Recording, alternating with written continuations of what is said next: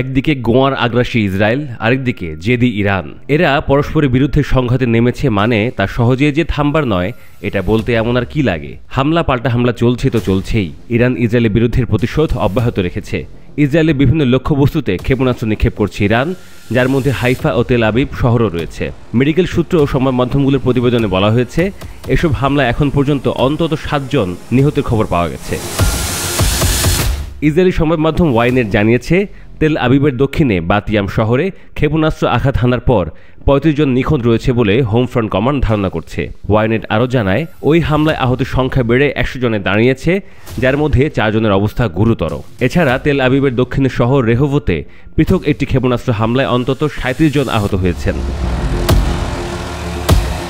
শনিবার রাতে ইসরায়েলের উত্তরাঞ্চলের দিকে একাধিক ব্যালিস্টিক ক্ষেপণাস্ত্র নিক্ষেপ করে ইরান, যার একটি হাইফার পূর্বে অবস্থিত আরব শহর তামরায় আঘাত হানে। এতে 5 জন নিহত ও অন্তত 5 জন আহত হয়েছেন বলে জানিয়েছিল চিকিৎসা সংস্থাগুলো। রাত 11টা কিছু পরেই হামলা সতর্কতা হিসেবে হোম ফ্রন্ট কমান্ড মোবাইল ফোনে অ্যালার্ট পাঠাতে শুরু করে এবং বেশিরভাগ মানুষ তখন আশ্রয়কেন্দ্রে ছুটে যায়। তবে সাইরেন মূলত ইসরায়েলের উত্তর ও হাইফা এলাকাতেই বেজে ওঠে, যেখানে আকাশ প্রতিরক্ষা ব্যবস্থা সক্রিয় হয়ে ওঠে। তামরার বাসিন্দারা আগে থেকেই বোমার আশ্রয়কেন্দ্রের অভাব নিয়ে উদ্বেগ প্রকাশ করছিলেন। ইসরায়েলও তার ঘোষণা মতো ইরানে হামলা অব্যাহত রেখেছে।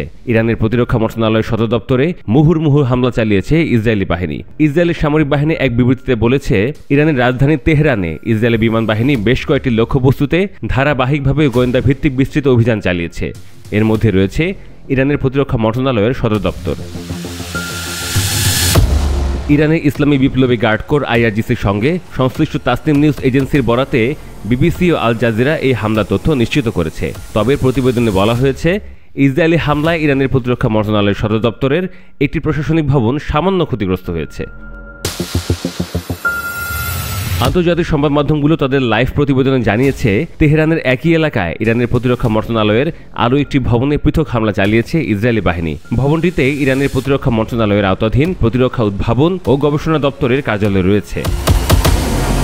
ইসরায়েলি সামরিক বাহিনীর একজন কর্মকর্তা সংবাদ মাধ্যমগুলোকে দেওয়া সাক্ষাৎকারে বলেন যে, আয়াতুল্লাহ আলী খামেনিও লক্ষ্যবস্তু হবেন, এটা মোটেও উড়িয়ে দেওয়া যায় না। তবে ওই কর্মকর্তা নিজের নাম প্রকাশ করতে চাননি।